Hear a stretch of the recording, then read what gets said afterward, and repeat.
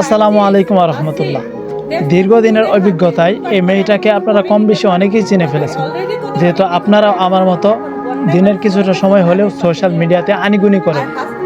সে 2 দিন পরে পরে যে কী শুরু করে ইন্টারনেটে আইসে আমার ঠিক সেইগুলোই মাথায় ঢুকে না।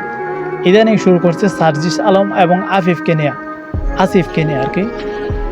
ওনারা মাঠে কাজ করতেছে, বর্তমানে সরকারের উপদেষ্টা হিসাবে বর্তমানে মাঠে কাজ করতেছে, দেশের কাজ করতেছে, দুর্নীতিমুক্ত দেশ গড়ার চেষ্টা করতেছে, মানুষের পাশে দাঁড়াচ্ছে।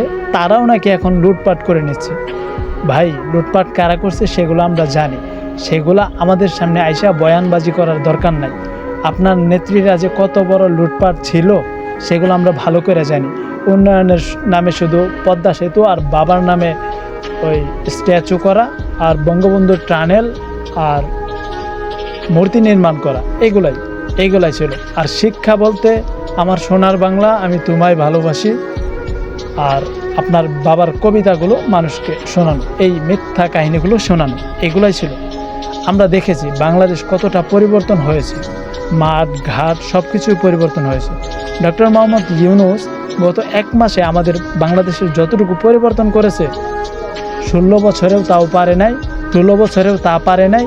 অবশেষে পাবলিকের গণপিটুনির ভয়ে হেলিকপ্টার দিয়ে অন্য দেশে পালিয়ে গেছে। বাহ, এ বিষয় নিয়ে খুব বেশি কথা বলতে চাই না, যেহেতু এগুলো বড়দের জ্ঞানীদের বিষয়। এগুলো বিষয় নিয়ে আসলে কথা বললে পাকনামি হয়ে যাবে আর কি, এক কথায়। তো আজকের এই ভিডিওটি খুব বেশি বড় করলাম না, কারণ ওনার প্রতি একটা রাগ হয়েছিল, সেই রাগটাই আমি আপনাদের প্রতি প্রকাশ করার চেষ্টা করলাম। তো আপনাদের সাথে দেখা হবে খুব শীঘ্রই নতুনভাবে অন্য কোনো দিন অন্য কোনো টপিকে ইনশাআল্লাহ তাআলা। তো সবাই ভালো থাকবেন। নাসরুম মিনাল্লাহি ফাতহুন কারীম ওয়া মা তাওফীকি ইল্লা বিল্লাহ। আসসালামু আলাইকুম ওয়া রাহমাতুল্লাহ।